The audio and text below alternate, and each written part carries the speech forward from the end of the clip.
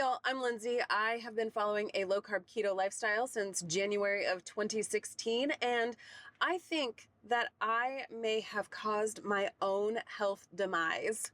I actually started following the Trim Healthy Mama plan back in 2016 and quickly realized that having meals that were based on carbs and protein with low fat, their E meals, left me just ravenous. I was starving within an hour, maybe an hour and a half. And so I focused in on only having their S or satisfying meals, which are low carb, high fat, high protein, well, moderate fat, high protein. So I saw myself leaning more toward those fat heavy meals.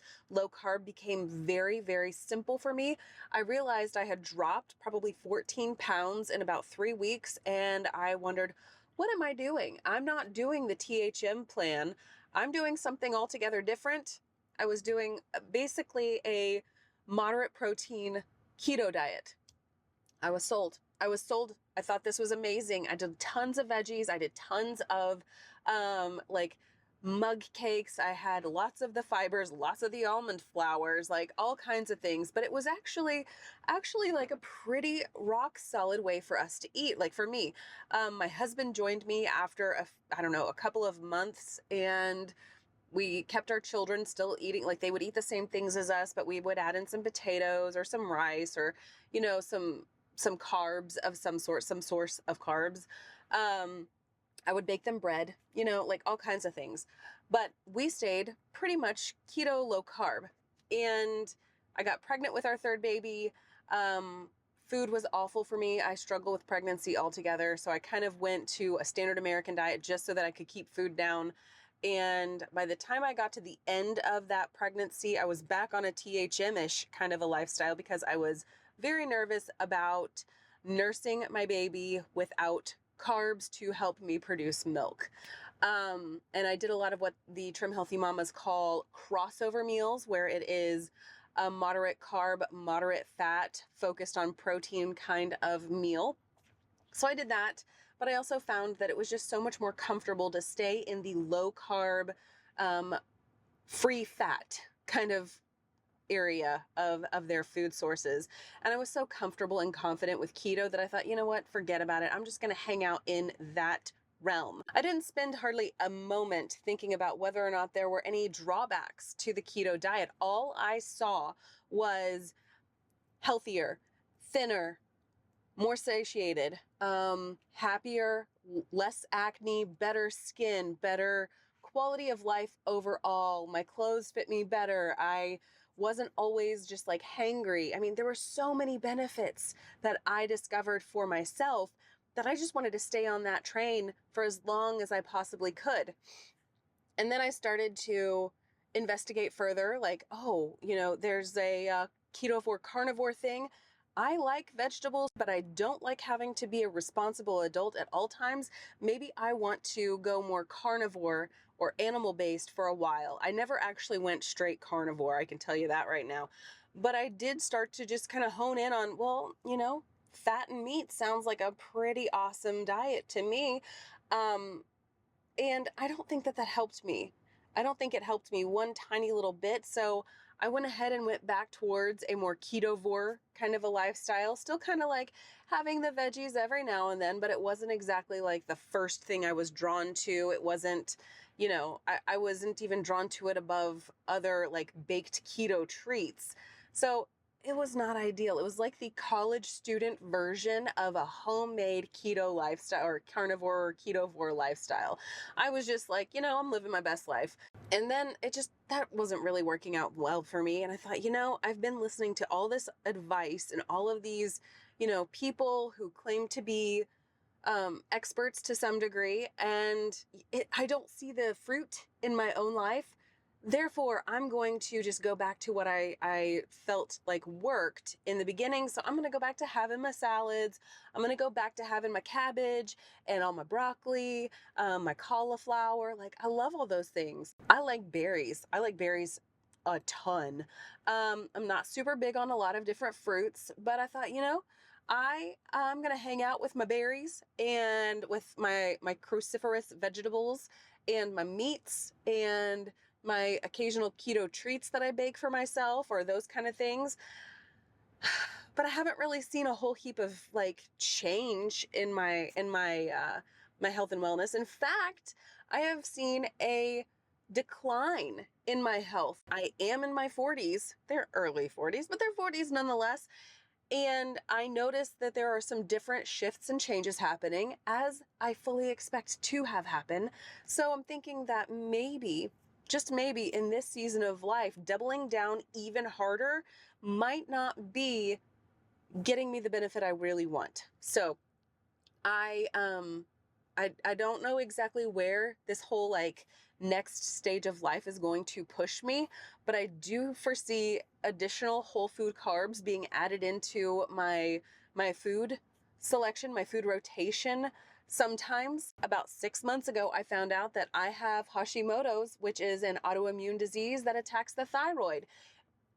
And as I've continued to dig a little deeper and investigate that harder, I think that my dietary choices may have been a factor in that process. I also think that there's leaky gut, which might be also part of the problem. I have worked to sort of help to heal my gut to a degree. I haven't really seen any negatives or benefits from that. I did 14 weeks of a leaky gut protocol, got my TPO numbers, which are my antibodies for Hashimoto's, rechecked, and they had actually skyrocketed even higher. So I'm not really sure what the catalyst is. I've also tried dairy free. I've also tried just a whole host of different things. But I'm starting to really think that the thyroid doctors might have a clue. I'm really starting to believe that. And I think that one area in the keto carnivore wellness space that has kind of gotten a little bit sideways is a blanket distrust for all medical professionals. Even though every creator that you hear talk about these things will say, make sure that that nothing that we're saying is prescriptive. Make sure you check with your own healthcare practitioners. Like, we say those things. I actually think it, but I also notice that I myself can get to the place where I doubt my own healthcare professionals. I have a couple of doctors. I have a dermatologist, I have a primary care physician, and I have a gynecologist, and one of them is a functional doctor. So it's not like she is unaware of the things happening in my body. She is aware of the things, and her ideal situation would be to hit the root cause of why do I have such high TPO numbers. I have a pretty solid care team overall.